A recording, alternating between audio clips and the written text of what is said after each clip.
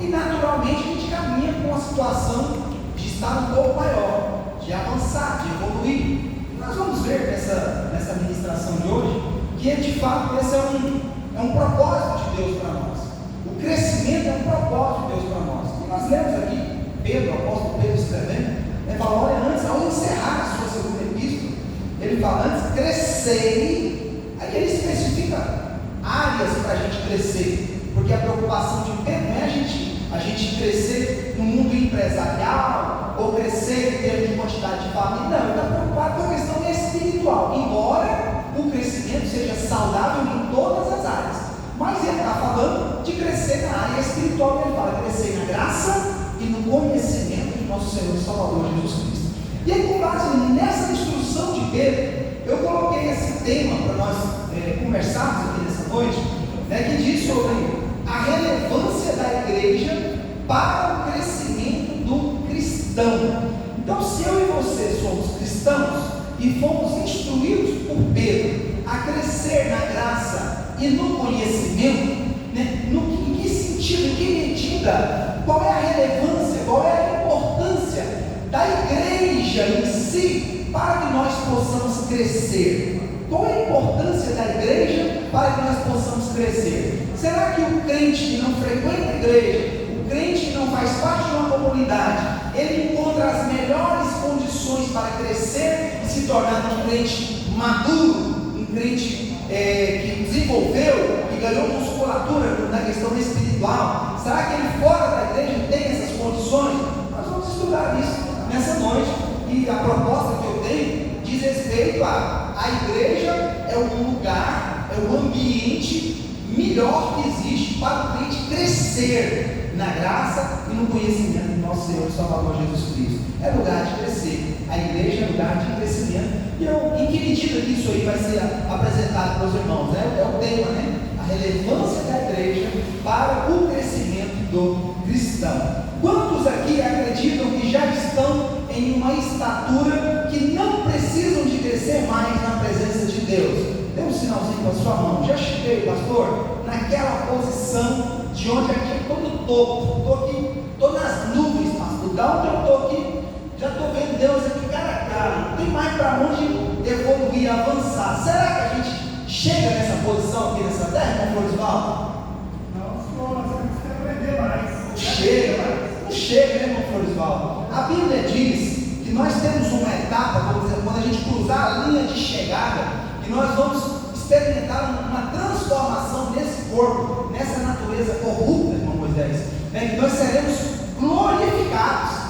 E aí, no ato da glorificação, nós vamos vencer de uma vez por todas essa natureza caída, pecaminosa, frágil, tendente a pecar, a desistir, a contrariar a vontade de Deus, a infringir a lei moral de Deus. Há um momento no futuro que nós seremos glorificados, e aí sim eu posso dizer que cruzei a linha de chegada. Na nossa escola bíblica dominical, ao entrar na nossa lição de número 1, nós enfatizamos, trabalhamos justamente um ponto que é o ponto inicial dessa jornada. Os irmãos que estavam no EBD vão se lembrar, que diz respeito ao chamado novo nascimento, não foi? Falando sobre o novo nascimento. Então, o novo nascimento é o marco inicial para a jornada do crente, mas a jornada não começa com o novo nascimento e termina com o novo nascimento, não, ela tem sequência, ela tem continuação, continuidade, e o desejo do Senhor para nossas vidas, e o desejo do apóstolo Pedro para nós, é que nós possamos ao longo dessa jornada crescer na graça e no conhecimento de nosso Senhor e Salvador Jesus Cristo. Se o seu balaio, se o seu recipiente, a sua vasilha não está derramando ainda, não está transbordando, você está no lugar certo. Que a igreja é lugar de nós recebermos mais de Deus, de nós recebermos mais do Senhor, mais porção, mais presença, mais graça, mais poder, mais conhecimento, mais força, irmã Dorinha, mais fortalecimento do Senhor. Quantas vezes a gente não entra na igreja arrebentado, sem força nenhuma, sabe como deu conta de chegar na igreja, querendo parar, querendo desanimar, e durante o culto Deus fala de uma maneira tão poderosa nas nossas vidas, através dos louvores, através da leitura da palavra de Deus, através da ministração do Evangelho, nós estamos crescendo. A luta, a aprovação, a dificuldade nos faz crescer. Nos faz crescer. Quando a pessoa vai para a academia, né, começa a puxar ferro na academia ali, eu não sei se vocês gostam de academia, mas começou a puxar ferro no dia seguinte, irmão, parece que você tomou uma surra, parece que você fez uma coisa errada e a roupa te pegou. E ó, você fica todo quebrado no outro dia. Por quê? Machuca o músculo, mas tá bem. O músculo desenvolve. É cansativo, você fica ofegante, mas faz crescer. Então, a aprovação que todo crente passa, como a irmã Dorinha muito bem disse aqui, ela também é uma ferramenta de Deus para o nosso crescimento, para nós ganharmos musculatura, força. O que eu passo hoje vai me dar condição de ajudar o meu irmão amanhã, no momento de luta, de provação, de dificuldade que ele vai passar amanhã. Ele vai estar desesperado, eu vou tomar ele pela mão, vem cá, deixa eu te falar como é que Deus faz. Deixa eu te falar como é que Deus age, como é que Deus trabalha. Deixa eu te ajudar nisso aqui. E ele vai se fortalecer na minha experiência com Deus. Então é assim que Deus trabalha, né? Então, essa palavra de hoje fala sobre esse assunto aí. É o crescimento do cristão e a relevância da igreja para esse crescimento do cristão. Bom, o objetivo do estudo, eu já dei um spoiler para vocês. Vamos fazer uma leitura aqui, todos juntos aqui no 3. Qual é o objetivo aqui desse estudo de hoje? 1, 2, 3.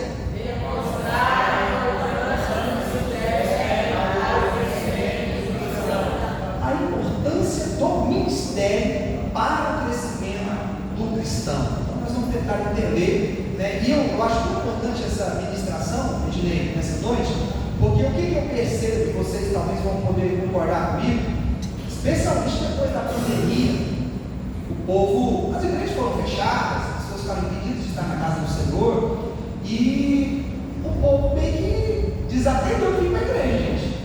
O povo acostumou com esse negócio de ficar em casa, de receber um link, de ver pela internet e tal, e perdeu um pouco esse hábito de estar na comunhão dos irmãos, de estar na igreja, né?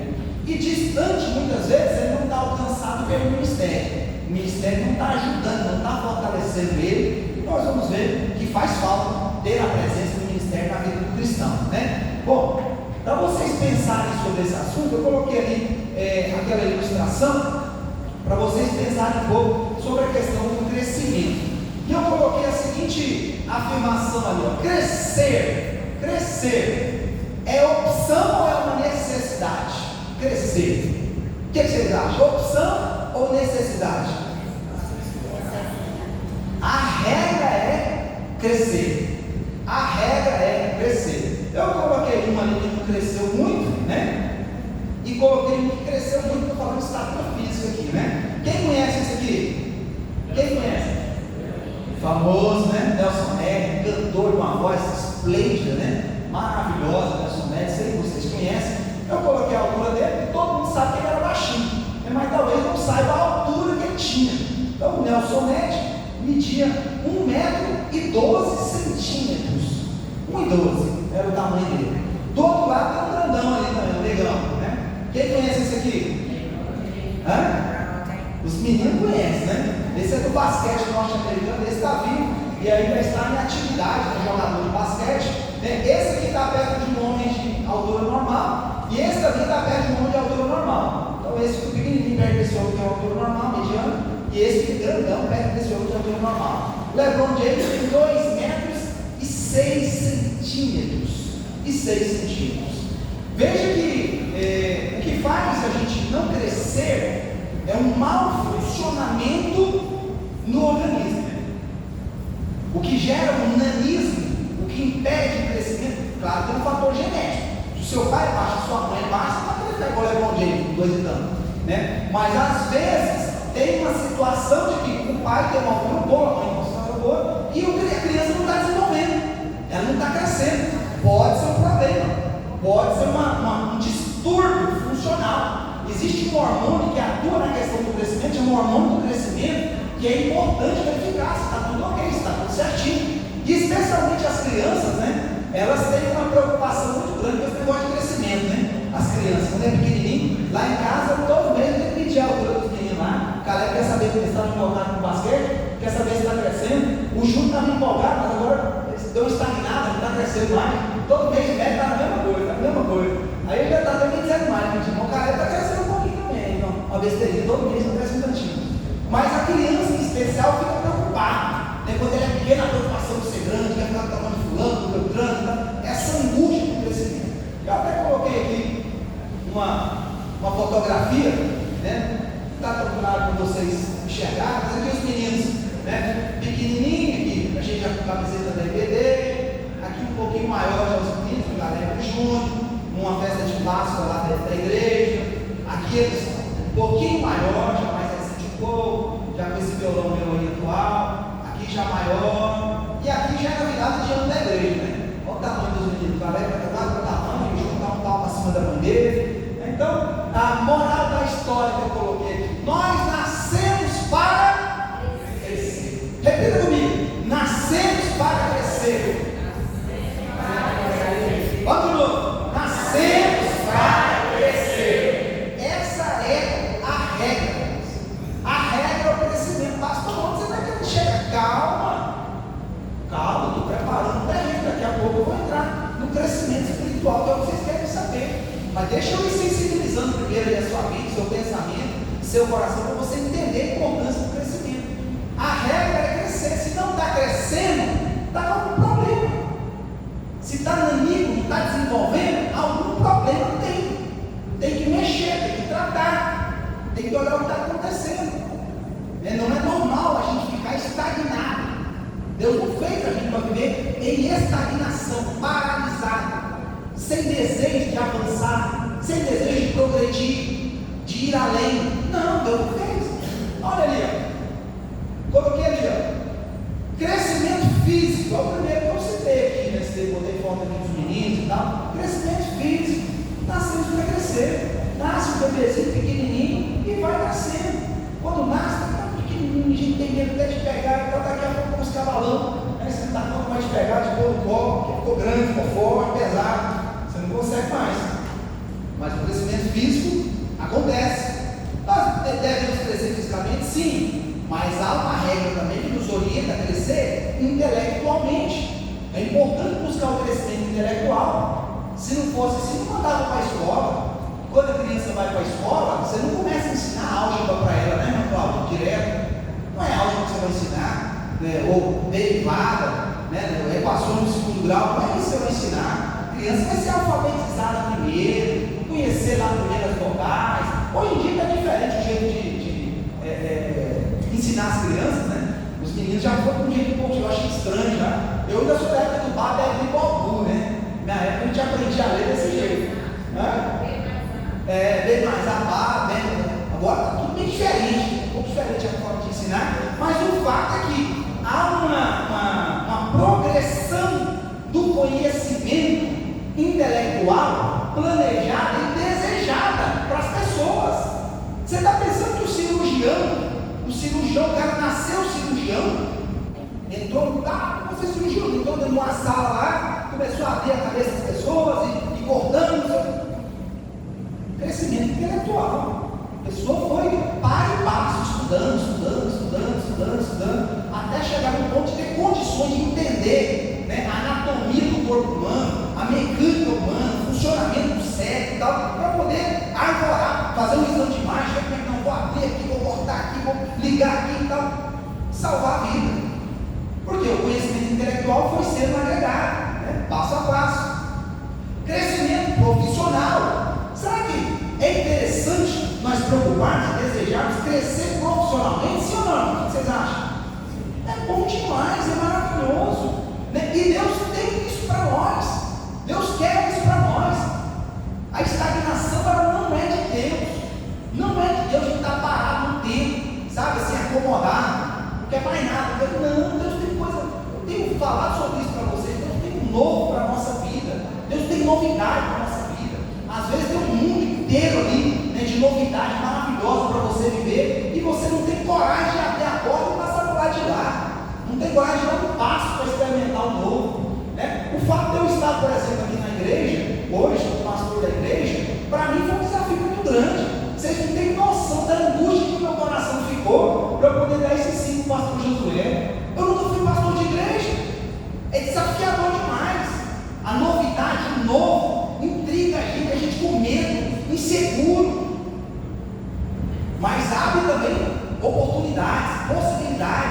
né, conhecer pessoas novas, experimentar coisas novas, sentir o calor dos irmãos, o carinho dos irmãos, enfrentar a dificuldade da igreja, é crescimento espiritual.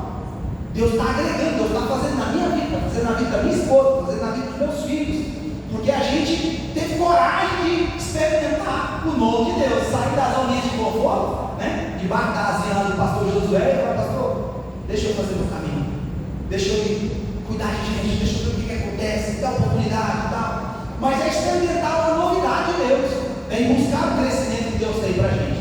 Eu acho interessante que pessoas que começam a estudar instrumentos, né, muitas vezes tem pessoas que começam a estudar instrumento e aprendem a fazer uma posição, 2 posições, 3 posições e para o tempo. Parou. Passou 6 meses, passou 1 ano, passou 5 anos, 10 anos, 50 anos. Você entendeu? Assim, tem tanto para a gente descobrir do instrumento, tanta coisa para você descobrir, se você tiver interesse, gostar do instrumento, tem tanta coisa para você descobrir, para você mexer, para você aprender, para você desfrutar daquilo ali. E é tão bom quando a gente vê alguém fazer, né, algo bem feito, quando você vê excelência no que está sendo feito, é tão bom. Todo mundo sabe apreciar o que é excelente, todo mundo sabe apreciar o que é excelente, mas muitas pessoas talentosíssimas deixam de progredir, de evoluir, de alcançar níveis mais altos, porque não tem esse discernimento, essa visão de que o crescimento é para ele também, que Deus quer fazer maior, Deus quer fazer grande, que Deus quer me usar com coisas maiores. Então essa visão, irmãos, de pequenez, essa visão anã, que muitas vezes estão nas lentes dos nossos olhos, nos impede de avançar em muitas áreas, inclusive na área espiritual, inclusive no reino de Deus, inclusive na obra do Senhor. Essa visão de enxergar os trem pequeno, sabe, de não acreditar que Deus pode ter coisa grande para fazer, Deus pode dar crescimento. Eu ainda não estou assim, eu não fui contaminado com essa visão que muitas pessoas têm por aí, né, de que é aquilo ali mesmo, não, eu acredito sempre que Deus pode fazer uma novidade que surpreende a gente, que alegra a gente, que fortalece a gente, que eleva a gente para um nível melhor. Eu acredito sempre nisso. Procuro passar isso para meus filhos. Meus filhos, acreditem nisso, acreditem no seu sonho, vai atrás, vai em busca, batalha, realizar, dá trabalho, crescer dói. A gente fala da dor do conhecimento, né? Crescer dói. O menino começa a esticar muito, o joelho começa a doer, fica andando meio desengonçado, né? Porque é o crescimento, está ficando pesado, grande, mas aqui tem retorno, traz retorno, crescer traz retorno para a gente. Então, falei do crescimento físico, crescimento intelectual, crescimento profissional e o crescimento espiritual. Não podia ser diferente, que é o ponto, é o cerne, né, do nosso estudo nessa noite. Crescimento espiritual. Gente, será que Deus quer acrescentar alguma coisa na vida espiritual de cada um de nós aqui? O que vocês acham? Sim ou não? É claro que quer, irmãos. É a gente que se contenta com o que já recebeu. Não é porque Deus não tem mais para derramar sobre nós, não é porque não queira derramar mais sobre nós, é a gente que fechou a tampa lá, e falou assim: obrigado, está aqui, já está bom demais, já estou satisfeitíssimo. E Deus está ali, ó, crescer na graça, crescer no conhecimento. Eu quero dar mais para vocês, eu quero encher vocês, eu quero usar vocês. Deus quer dar mais na questão espiritual, inclusive. Mas aí para crescer, eu tenho que buscar, porque a gente não cresce assim, na aperta do botão você sai crescendo. Não, a gente busca o crescimento. Deus falou que, né, crescer na graça do crescimento é um caminho, é uma escolha, é uma busca, é uma procura que a gente tem que fazer. E eu ilustrei aqui, ó, 2 coisas que são segredinhos que a gente fala, principalmente com as crianças, né? Quer crescer, né? Aquela plantinha pequenininha, quer ficar grandona, uma árvore frondosa, fazer sombra, né? Ter resistência, o vento sopra, ela está firme, vigorosa, não vai para lugar nenhum, não cai, porque tem raízes profundas, está fortalecido. Quer crescer? Leitura da Bíblia e oração. Busque o conhecimento na palavra de Deus. Busque comunhão e intimidade com Deus. Deus vai te dar crescimento. Deus vai te fortalecer. Deus vai te fortalecer. Se você for para a palavra de Deus, for buscar o conhecimento das Escrituras e buscar na oração intimidade com Deus, comunhão com Deus, inevitavelmente você vai crescer na presença de Deus. Vocês estão entendendo isso até aqui, sim ou não? Sim? Bom, então vamos mais um pouquinho. Eu ilustrei ali, de um lado, a família e do outro, a igreja, para dizer o seguinte para vocês, na família, a criança cresce. Criança precisa de família para crescer, sim ou não? Precisa. Uma criança sozinha não se vira com nada. Não se vira com nada, bebezinha independente. Absurdo. Por isso que a mãe, quando tem filho, normalmente, naquelas primeiras semanas e meses, ela fica magrinha quando ela tem filho. Porque ela não dorme direito. Ela preocupa o tempo inteiro. Não pode escutar um barulhinho. Deixa essa corrida desesperada. Meu filho morrendo. É aquela angústia, aquela preocupação terrível que a mãe fica com o filho pequeno. Porque ela sabe que a criança depende da gente. O pastor Charles estava falando, no aniversário dele semana passada, que quando a Amy, a filha mais velha dele, nasceu, ele disse que a primeira noite com ela em casa, ele passou no carro, não pôde dormir. Porque falaram para ele que a criança ela gira e às vezes fica asfixiada, sozinha, fica asfixiada e morre de girar. Aí ele passou a primeira noite inteira olhando para ela, pensando em girar. Ele não sabia que isso não é o primeiro dia. O primeiro dia ele não gira para lugar nenhum, não, né? O bebezinho se nasceu, não gira, não. Ele escolhendo, cubando ela, como diz o ditado, observando se ela ia girar. A preocupação. Mas a família é um lugar onde há crescimento em todas as áreas. É na família que a criança recebe o alimento, é na família que a criança recebe instrução, educação. A gente tem um nominho que a gente fala, está ligado à questão mesmo infantil de cuidar da criança, que tem um significado muito mais amplo do que apenas cuidar do corpo físico, diz respeito a quem a criança vai se tornar, a quem a pessoa se tornou, ao caráter, à personalidade. A gente fala como uma criança se tornou uma pessoa, um adulto respeitável, uma pessoa que tem uma moral equilibrada, uma boa conduta. A gente fala, aquela criança teve um bom berço.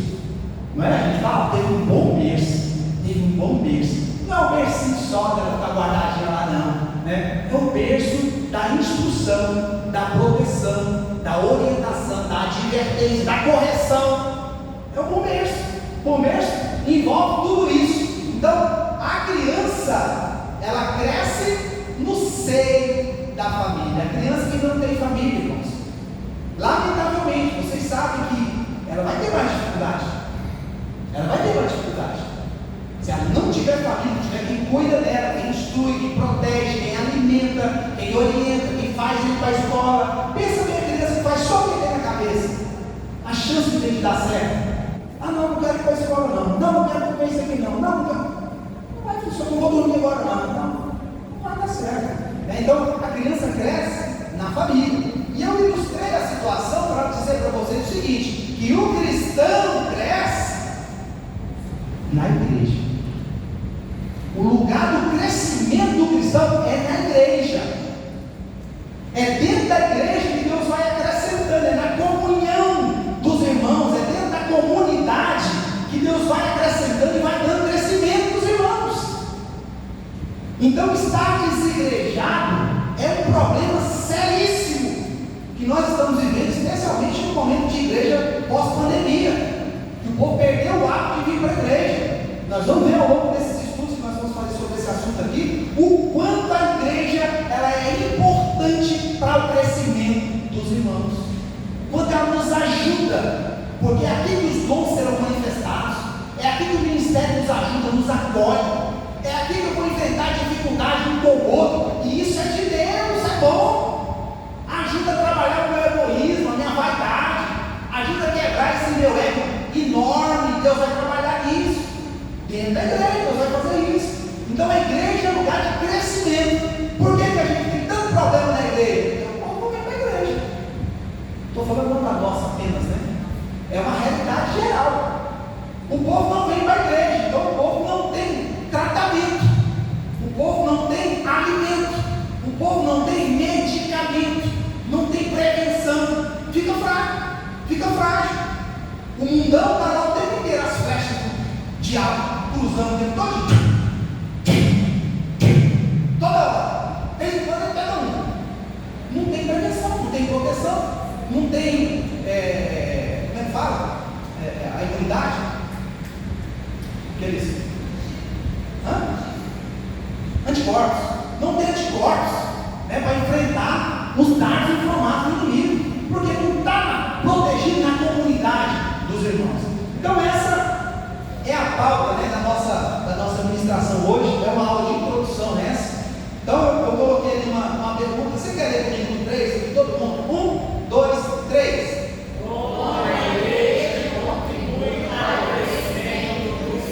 Essa é a pergunta que eu estou introduzindo desde o início da nossa fala aqui. Como que a igreja contribui? E eu separei essa contribuição em 3 aspectos que eu coloquei ali atrás para você. O primeiro aspecto, através do ministério. O segundo aspecto, através do ambiente de convivência. E o terceiro aspecto, através do serviço. Então o cristão dentro da igreja, quando ele faz parte da comunidade, ele vai ser fortalecido e vai gerar crescimento na vida dele por conta desses 3 aspectos que eu coloquei aqui para vocês, através do ministério, que nós vamos falar agora, nesses minutinhos que temos aqui ainda, depois sobre o ambiente de convivência e por fim sobre o serviço, a prestação do serviço. Será que trabalhar na obra do Senhor, prestar serviço na casa do Senhor, isso gera crescimento espiritual para nós? O que vocês acham? Gera demais. Coisa boa é a gente estar envolvido com a obra do Senhor. Coisa boa é você estar fazendo, tá? O momento que a gente fica mais frágil é quando você fala assim: eu não quero saber de mais nada na igreja. Você fica vulnerável. Você fica vulnerável. Coisa boa é estar envolvido com o rei, estar envolvido com a obra, né? Dar o nome para fazer alguma coisa. Mas pode me entregar nisso aqui, eu quero ajudar em tal coisa, é uma maravilha. Tem gente que pensa assim: eu tenho muito problema, eu não vou envolver com os problemas da igreja, porque eu tenho muito problema. A hora que eu acabar de resolver meus problemas, aí eu vou me envolver com os problemas da igreja. Ele nunca vai dar conta de envolver com a igreja, sabia? Nunca vai dar conta. Ele vai viver a vida todinha tentando resolver os problemas pessoais dele. Agora, quando a gente prioriza o rei, prioriza a igreja, aí Deus começa a trabalhar com os pessoais da gente. Aí Deus começa a resolver as guerras da gente. Deus começa a fazer por a gente. E aí você serve o reino e Deus serve a sua casa, os seus interesses, a sua família. É assim que Deus faz. Vocês estão entendendo isso, irmãos? Diga amém. Eu acho que vocês não estão dizendo nada. Essa chuvinha está dando som a vocês?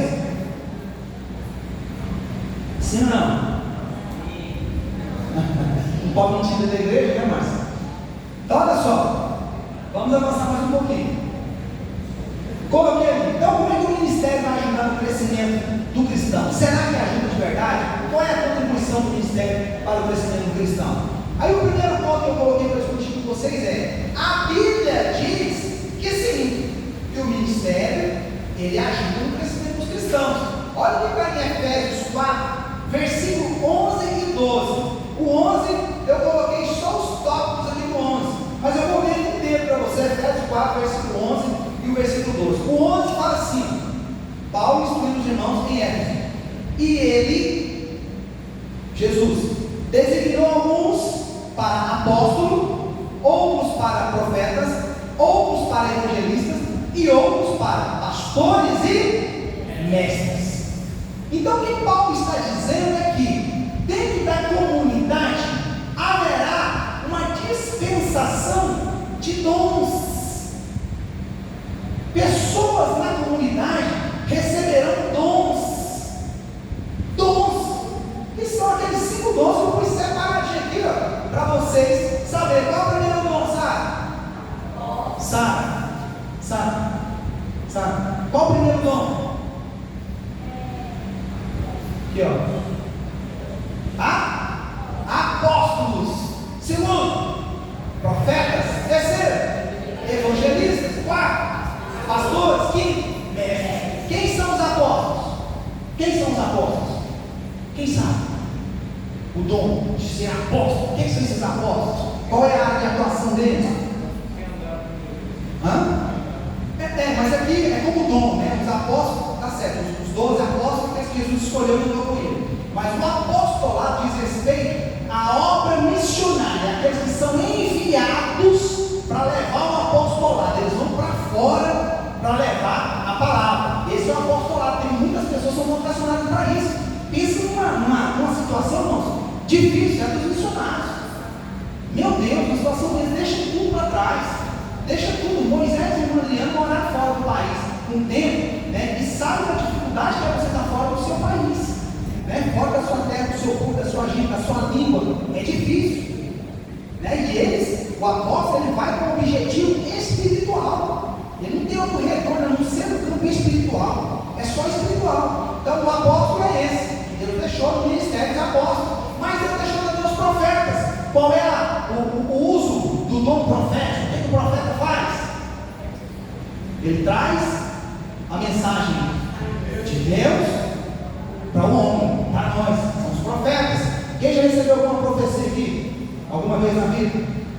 Vários de nós aqui. Eu nunca me esqueço da profecia que eu recebi quando era adolescente a respeito do meu trabalho, da minha vida profissional. Nunca esqueço, foi tremendo. Eu ajoelhado numa oração, senti atrás de um vaso com planta, e uma missionária que estava na nossa igreja ministrando, liberou uma palavra: é você dentro de trás da planta. Poder assim, é você mesmo.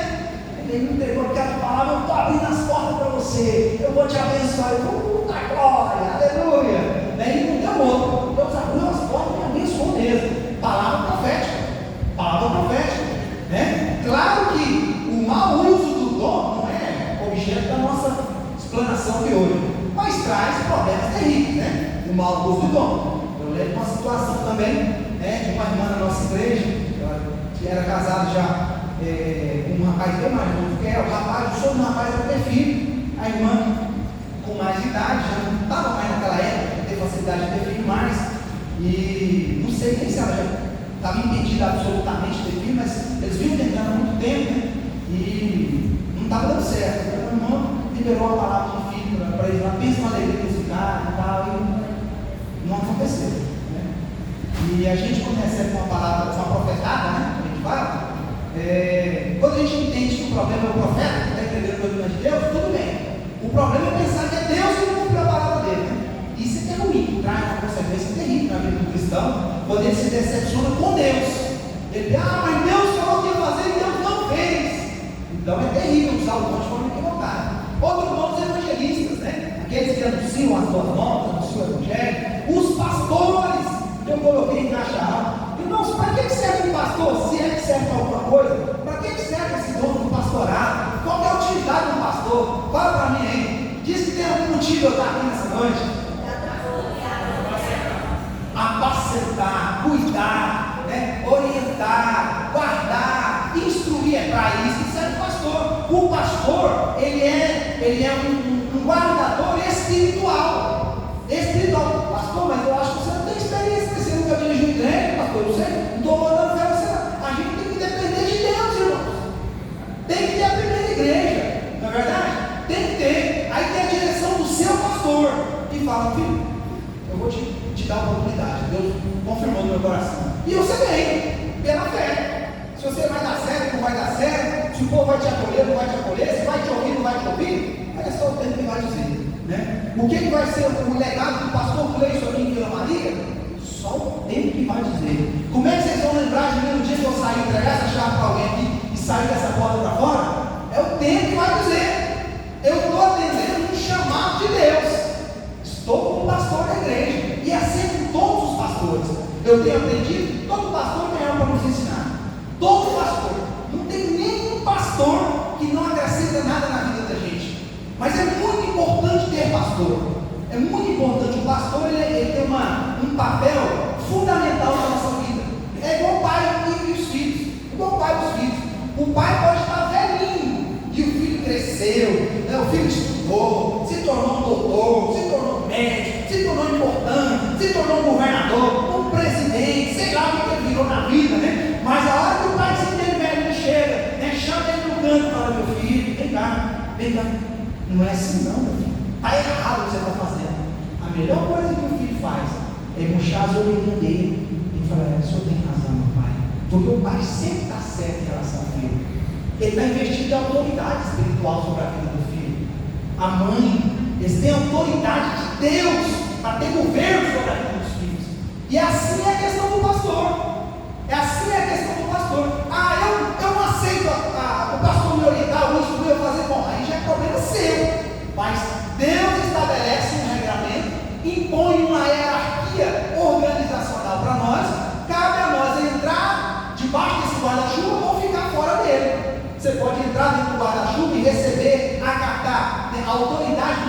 admiro o seu pastor ou não. Eu enfrento o pastor mesmo, eu parto para cima, eu desafio o pastor e tá bom. Aí cada um sabe o que quer fazer da vida, né? Depois, lá na frente, certamente você vai ter que justificar isso para Deus.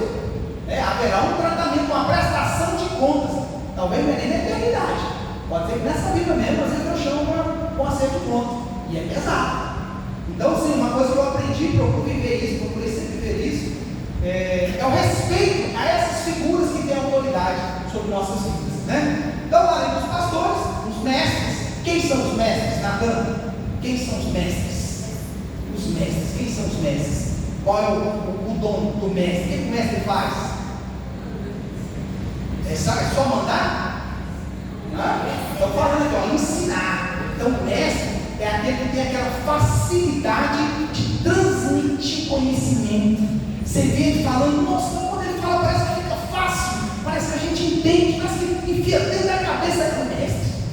A pessoa recebeu o dom do mestre. Tem gente que tem uma dificuldade para comunicar, você reparar? Tem muita gente que fala assim, eu não gosto de matemática. Quem que não gosta de matemática aqui? Levanta a mão.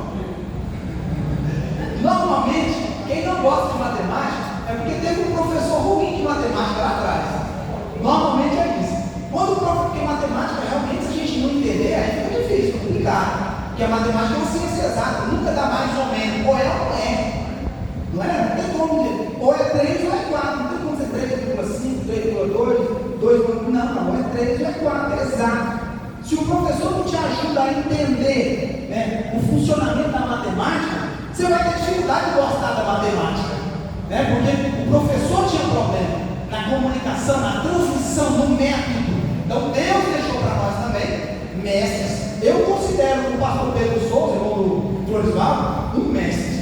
Considero um mestre, um homem que tem uma facilidade para comunicar, tem muito conhecimento, é um doutor na palavra de Deus. Gosto muito de ouvir o pastor Pedro. E existem muitos outros, né, que têm essa facilidade de falar e transmitir conhecimento para nós de uma maneira que o nosso discernimento, o nosso cérebro alcança, consegue pescar tudo aquilo ali, né? Então eu coloquei aqui, eu li a primeira parte falando que Deus designou alguns, né, para apóstolos, profetas, evangelistas, pastores e mestres. Aí o versículo 12, olha o que fala: para que Deus deixou esses ministérios, esses dons? Para quê?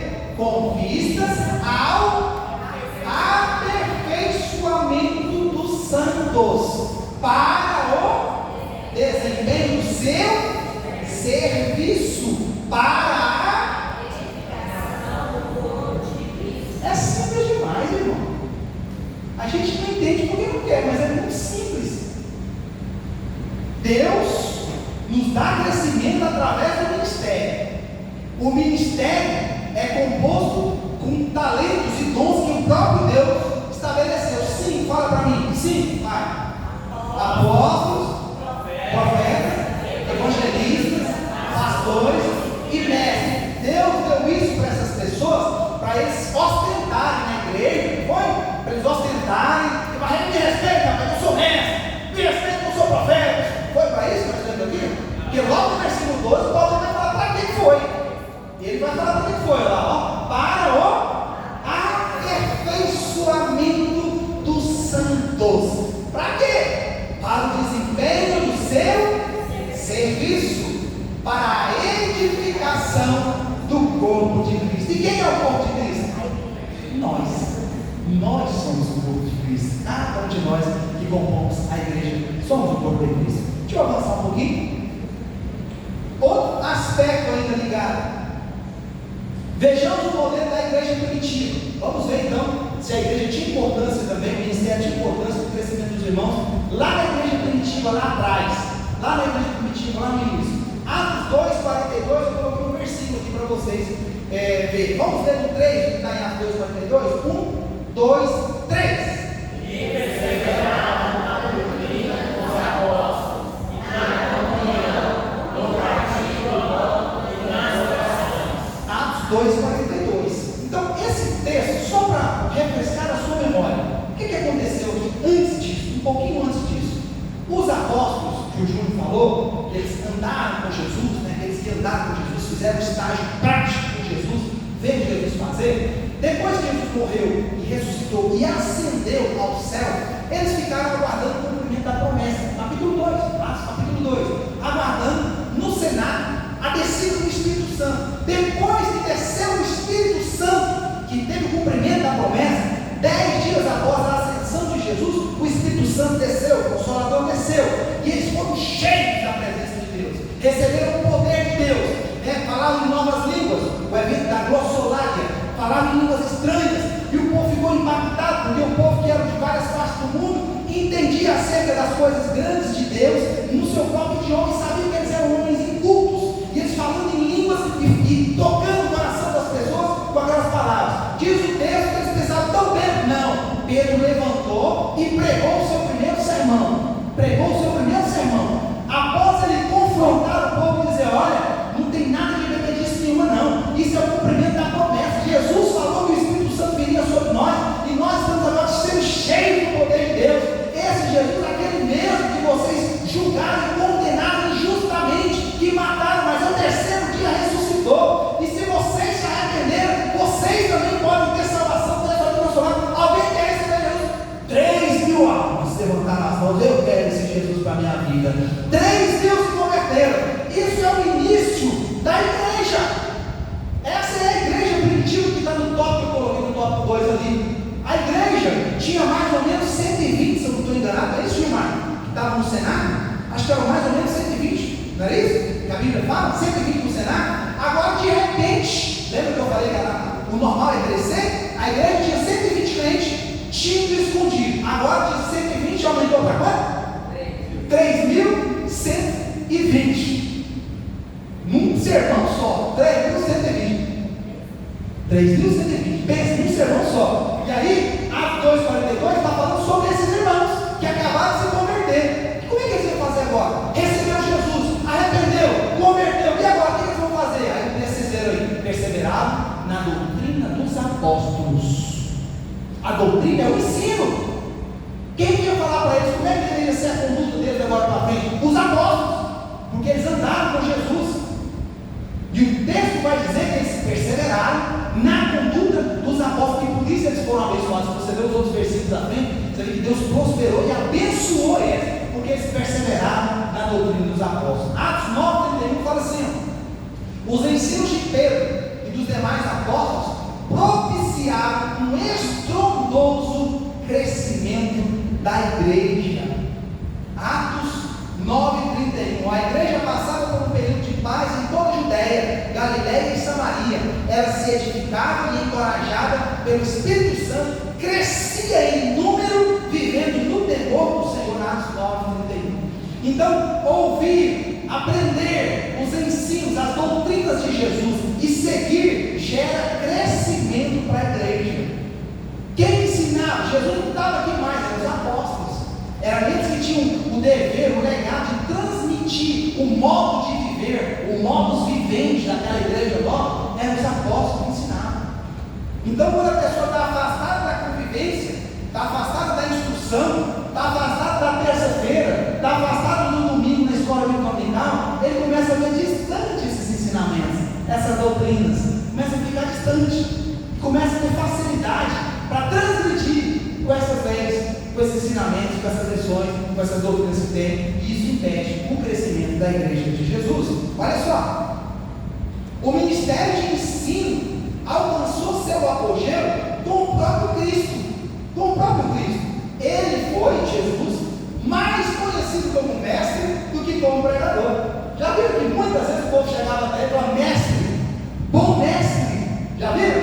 Porque Jesus tinha essa preocupação e esse zelo. Nosso superintendente da EBTD, eu direi, Jesus tinha esse zelo, essa preocupação com o ensino. Jesus tinha esse zelo com o ensino, porque ele sabia o poder transformador do ensino, irmãos. O ensino muda a vida da gente. O ensino abre os nossos olhos. O próprio Jesus falou assim: conhecereis a verdade. Conhecereis a verdade. E a verdade nos libertará. E se eu não conhecer a verdade? E se eu não conhecer a verdade? O que acontece comigo? Eu continuo algemado. Eu que liberto a verdade. Jesus só: conhecereis a verdade. E Jesus, sabendo disso, ele se ocupou muito de ensinar o povo. É tão interessante, né? Que Jesus ele desenvolveu um método muito próprio para ensinar o povo, né? Vocês lembram como é que Jesus fazia quando ele queria contar uma lição assim, para ficar gravado na vida do povo, o povo não esquecer nunca mais? Ele contava um negócio para o povo. Como é que era? Uma parábola. O que é uma parábola? Uma comparação, né? Ele contava uma historinha, criava uma historinha, e a partir daquela historinha ele aplicava na vida do povo. Vocês lembram da parábola do credor incompassivo, por exemplo? O credor incompassivo, vocês lembram? Era mais ou menos assim. Tinha um camarada que tinha uma dívida, e ele não dava conta de pagar essa dívida. A dívida não era tão grande. Jesus contando a parábola. A dívida não era tão grande, mas ele tinha uma dívida, e os recursos que ele tinha não eram suficientes para pagar a dívida. O credor chegou nele e disse: ei, vem cá, está me devendo, né? Tu está me devendo, cadê o meu? Rapaz, já teve um mês que não, desde o ano passado não, vou te prender, vou te mandar para o calabouço, vai ser preso, você não dá para me pagar, você vai ser preso. Não, Senhor, por favor, não faça isso, eu tenho filho para criar, eu tenho família, não me prende não. Rapaz, meu coração olha, mas está perdoado essa dívida, pode ir embora, você está perdoado essa dívida. Muito obrigado, o Senhor é bom, generoso, que maravilha e tal, ai, glória a Deus. Uai! Camarada, você está me devendo, não? Aquele que acabou de se perdoar, você está me devendo, tá? Ou você não está me devendo uma vez, uma dívida pequenininha. Todo dia eu vou te pagar, rapaz, negativo, não sei o quê, vamos prender esse camarada, vai para cima do cara e condena ele por causa da dívida pequenininha. Por causa da dívida pequenininha. Aí o outro tomou conhecimento.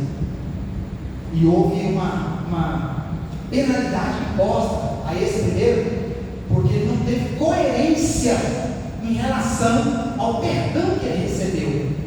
Ele recebeu um perdão grandão e não deu conta de dar um perdão pequenininho com o próximo. É assim que a gente se comporta quando alguém nos fere, quando alguém nos machuca e a gente fala: eu não perdoo, pisou no meu carro, já era, para mim morreu, não quero nem saber mais. É a mesma coisa que eu venho com você, porque a nossa dívida lá em cima era muito maior. Jesus falou assim: não, você não vai ser condenado, eu vou pagar o preço por você, eu vou pagar o preço, você não vai ser condenado. Senhor, mas eu sou não presto, eu faço a coisa errada, mas eu vou pagar o preço. Senhor, mas eu vou pagar o preço por você. Ai, glória a Deus, muito obrigado, Senhor. E aí alguém, pediu 10 reais emprestado, não pagou, você deu para essa pessoa não viu, virou as costas, ficou de mal, não quer saber mais. Qualquer coisa como assim. Jesus ensinando através de parábolas. O mestre tinha essa capacidade de ensinar por parábolas, né? A palavra de Deus foi e é e sempre será a mola mestre do crescimento cristão. Quer crescer, irmão? É Bíblia, é palavra de Deus. Crente que estuda a palavra de Deus é um crente sarado, é um crente sadio, porque a Bíblia nos orienta em todas as áreas da nossa vida. Se eu olhar na Bíblia, eu encontro um modelo de santidade, sim ou não? De cristão, sim. Encontro um modelo para ser filho e para ser pai, para ser mãe, para ser obreiro, para ser patrão, para ser funcionário, para ser cidadão, está tudo na Bíblia. A Bíblia é perfeita em nos instruir. Aí a palavra fala: errais por não conhecer as Escrituras. 1 Pedro 2,2, olha só o que ele fala aqui: desejai ardentemente, eu destaquei o verbo, desejai ardentemente, como crianças recém-nascidas. Lembra da RBD? Lição 1? Novo nascimento, início da jornada, nasceu, tem que começar a alimentar, senão não vai crescer, vai sofrer de inanição, vai ficar doente, vai perder peso até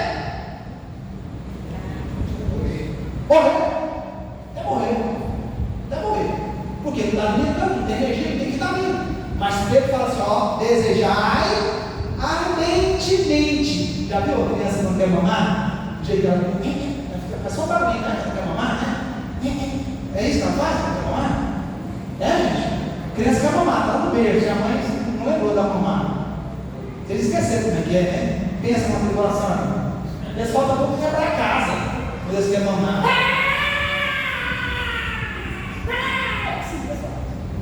Bota um beijo na boca dele para ver se é o problema. Não, vou levar para passear. Vamos ver o cachorrinho. Olha a florzinha. Olha o céu. Não, mamar. Mamar. Né, Pedro? Quer mamar é mamar, não tem conversa.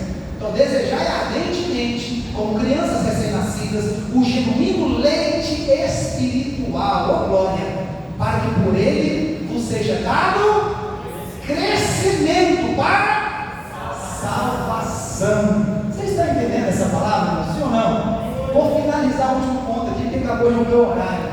Olha, o terceiro aspecto: todos precisam de mestres para crescer. Terceiro e último aspecto: todos precisam de mestres para crescer. No conhecimento intelectual, no conhecimento espiritual, religioso, no trabalho, na vida profissional. Eu vejo Moisés aqui na igreja, conheço vocês todos, eu conheço há pouco tempo, mas eu percebi ele como uma referência nessa questão profissional aqui. E perto de Moisés, eu vejo vários mais jovens, né, que estão ali perto dele aprendendo. Os meninos esses dias falaram: eu quero dirigir máquina pesada, não sei o que e tal, né, olhando para o negócio do time, né, para a maneira do time trabalhar, de fazer as coisas. Por quê? Está sendo uma referência para eles. Pode ser que às vezes muda de ideia, vai fazer outra coisa, mas hoje eles estão tendo uma referência profissional. Todo mundo precisa disso. Todo mundo precisa de referência. Olha só o apóstolo Paulo. O apóstolo Paulo teve uma referência do lado de cá para aprender a lei judaica, que foi Gamaliel, Atos 22:3. Não vou ler, está separado, não vou ler para não perder tempo. Ele aprendeu com Gamaliel acerca da lei judaica e teve uma referência no cristianismo que foi Barnabé. Paulo não tinha moral nenhuma na comunidade judaica cristã, porque o povo sabia que ele perseguia os irmãos. O povo tinha medo dele. Barnabé não vai tomar ele pelo braço, vai trazer e vai apresentar. Não, aqui é novo nascido, nasceu de novo, está convertido, não vai mal para ninguém mais não. Pode receber o homem que é uma potência, vai ser um instrumento de Deus nas mãos do Senhor. Vamos receber. É Barnabé que vai dar os primeiros passos de Paulo, vai ser a seguir Barnabé, é com ele, né? E depois o mesmo Paulo vai fazer discípulo também. 1 Timóteo 1:2, né? E Timóteo vai se tornar discípulo de Paulo. E o que eu quero dizer com esse slide? Que todos nós precisamos de referência, irmãos. Se você quer crescer em uma determinada área, procure uma referência para você, e que seja uma boa referência, que seja uma que te ajude de fato a crescer. Deixa eu finalizar aqui, ó. Todo crente precisa reconhecer o valor do seu líder. Todo crente: mas o meu líder não sabe nada. Mas o meu líder não. Se ele está em papel de liderança, honre ele, respeite ele, valorize ele. Se você fizer isso, Deus vai te abençoar. Amanhã ou depois você vai ser líder, e aí Deus vai colocar pessoas como você do seu lado. Se você for uma bênção para ele, te ajudar nele, colaborando, deixa eu te ajudar, meu líder e tal, beleza, Deus vai pôr gente com você. Mas se você for encrenca, se você for um espinho no sapato, uma pedra no sapato dele, Deus vai botar um desse dele também para dar para você. Meu Deus, que tribulação, vamos ver se tira esse crente daqui. É assim que Deus faz.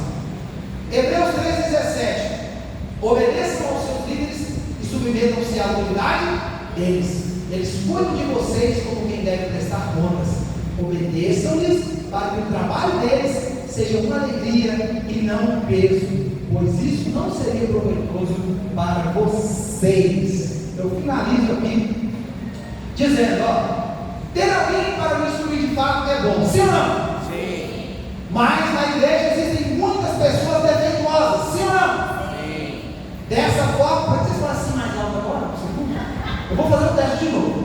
Ter alguém para me instruir de fato é bom, sim ou não? Sim. Mas na igreja existem muitas pessoas defeituosas? Sim. Está mais alto. Dessa forma, o ambiente não está me ajudando a crescer, certo ou errado? Errado. Olha ali, como Deus usa o ambiente imperfeito da igreja para me fazer crescer. Essa é a dúvida. O ambiente é imperfeito, mas Deus usa esse ambiente para gerar crescimento, né? Próximo estudo nós seguiremos com essa explicação. Fique de pé.